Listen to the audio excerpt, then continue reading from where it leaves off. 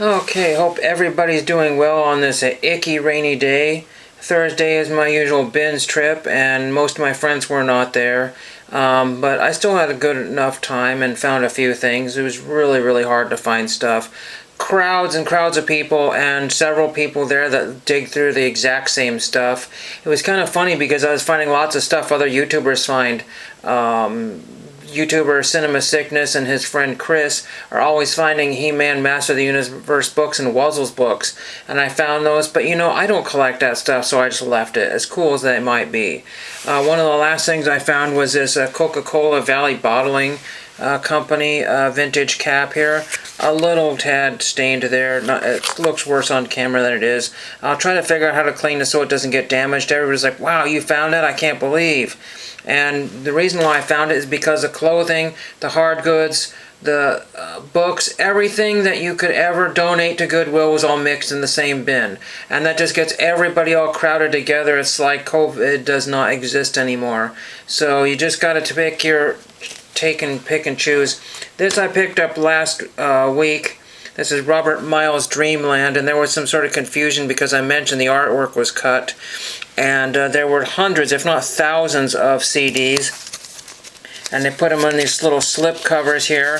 And the back artwork, the barcode has been sliced in half, and it has these tabs that come up, and then you could put that back in the CD jewel case, and all of them were trimmed and cut, and you couldn't tell what was missing and what was not. The booklet looks more or less complete. Why couldn't have they kept this complete and folded it in there? But I guess they just didn't feel like doing it. And all the CDs had like markings on it, like numbering systems, so whether it was a library or what, I have no clue.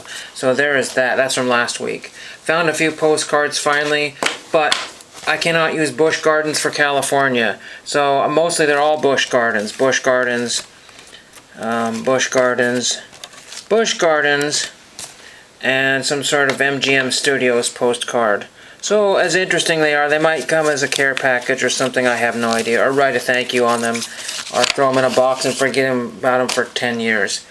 Found this, making a blockbuster night. A movie was in there, but it fell out, and you just can't buy these things at the bins because that would have been $2.29 for one of these previously viewed movies with no cover or anything.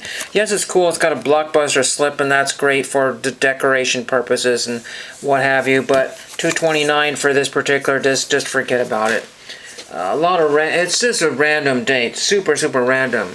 I grabbed this Please Look After This Bear, thank you.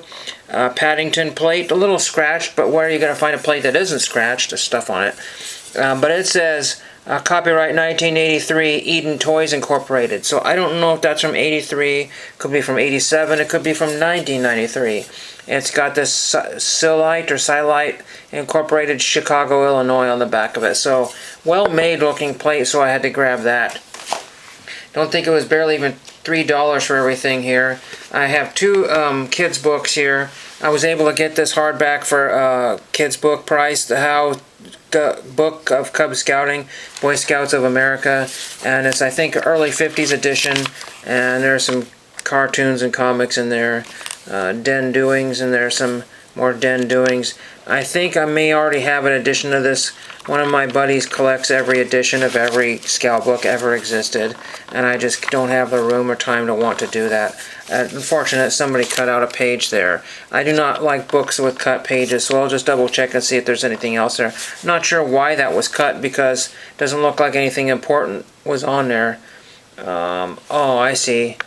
There could have been some kind of bad thing. It says Silhouette Blackies, so I don't know what that is. Maybe something inappropriate there that somebody's cut out of there. That's kind of weird there. So we'll see if my other book has that in there.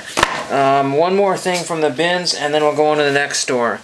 Found this, and to go along with the Blockbuster theme, I saw this folded up, and I was like, oh, that's kind of a flashy looking shirt. Oh, wow, Blockbuster, cool.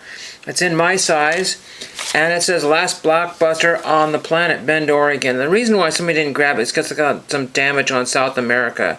But I'm pretty sure that that's how it was done, and it was a flaw in the printing. But I don't really care. That's really pretty neat. Last Blockbuster on the Planet, Bend, Oregon. Really cool to have that. Well, it's my movie theme. So I went to two more places. I went to FYE, and I went to the Teen Challenge thrift store. Oh, let's do a couple more things from Goodwill. I guess I got this will return clock here. Come on in, we're open, sort of thing that needs to be cleaned up before it gets used. Hardy Boys number 43, so there's that one. Again, I got that for kids' book, so whatever. Now, the movie pickups here, just a few here. I collect the Wonderworks film series here, and this is Wonderworks, Anne of Avonlea. Don't really need it, but I just grabbed it. It was $1 because, don't you hate that when everybody says 50 cents a tape, and then they make this tube $1? Or sometimes, you know, if they're dollar tape, $2. What's the point of that? It's just not really, you know, all this information can be self-contained on one DVD, and DVDs at that store are $1. So, I mean, basically saying, oh, I want to get something really old and stupid and pay double.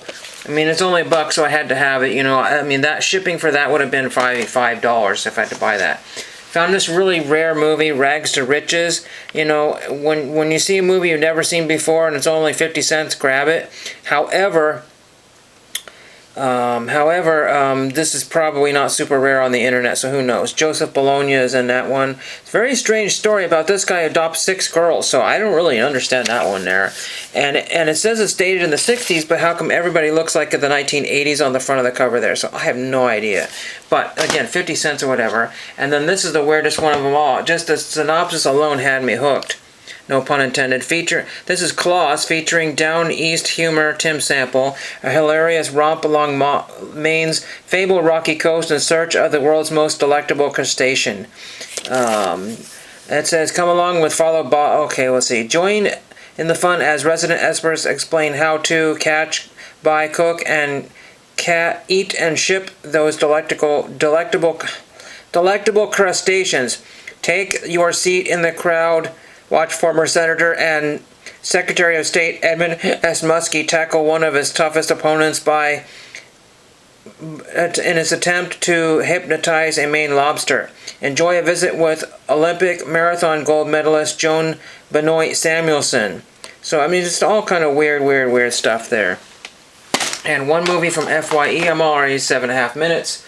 And I will say that dollar movies, it doesn't matter if they're good or bad. Nobody seems to want to buy dollar movies anymore. Dollar Tree, they brought out more movies, and they're just massive amounts of unpurchased movies. That's why you need to go to your, write your congressman and tell them that all these thrift stores that charge $3, $4, and $5 and more for Blu-rays and DVDs, they need to be kicked in the butt there.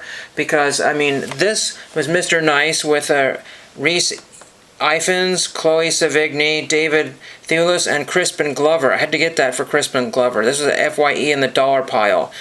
And they were not selling for $1. They still have about 10 or 15 boxes of dollar movies that look really cool, but they won't bring them out until somebody buys these dollar movies, and they're just sitting there. And I'm the only one that buys these dumb things. In Dollar Tree, again, there's a few people that buy the $1.25 movies, and virtually no one was looking at the DVDs of the bins because they're $2.29 per disc. And then sometimes they get marked down to $2. And when they come out in the rows, people will be happy to spend more money, but when they're off to this, it doesn't make any sense. It does not make any sense. Somebody found some season sets, and he said, oh, I could probably get these for, what, about $5 a set? And I was like, why are you buying a season of Seinfeld? That has no value. Not even at $5. I mean, I guess you're going to try to sell. He's a reseller. I thought maybe he could make some money on it because brand new factory sealed. I suppose if you can sell it for $10 and pay $5 for it. But you know, if it's sealed, like I said, some of the clerks will bother you and say, oh, wait, okay, that's this disc here and this disc here, and they'll scratch it for you to make sure it's not resellable, and they'll look at it, and they'll try to break the jewel case, and they'll have a hard time getting back in there, and I don't know. I went to a garage sale one time, and a yard sale, and the guy had hundreds and hundreds and hundreds of movies for 50 cents a piece, DVDs. This was probably like 10 years ago, and I was the only one looking at them. And then some people came and started to look. It's like, I've never heard any of these. I don't think I want any. They walked off. I said, are you kidding me? I've never heard of these movies either, but they're only 50 cents a piece. I was not worried about scratches. I was not worried about anything. It's like I said, this 10 years ago. And so when I see movies for $1, I take a chance because this could be really awesome. It's set in the 70s, early 80s. It's a story about Howard Marks. And again, Crispin Glover from, guess, good old Back to the Future, I believe. So really cool, interesting. It's an MPI release. So that's really pretty cool as well. MPI is pretty good because I think there's Beatles were on the MPI label, I believe. So really awesome. Weird stuff. I'm done talking. No mail today. None whatsoever. Open up the box. Surprise! Empty. And thank you for watching.